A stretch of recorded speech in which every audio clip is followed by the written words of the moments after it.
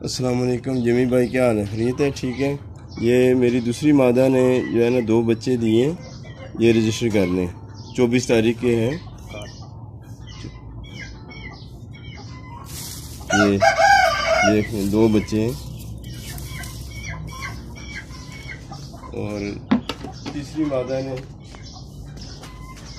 आज बच्चे दिए 8, ये भी रजिस्टर कर लें।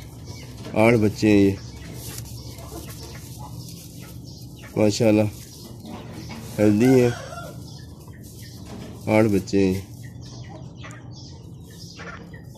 और जो 13 तारीख को एक मादा ने जो दिए थे उसके ये पहले के हैं 7 बच्चे। ये भी पहले आपको ये रजिस्टर कराए हुए हैं 14 तारीख को, 14 अप्रैल को। ठीक है, अस्सलाम वालेकुम।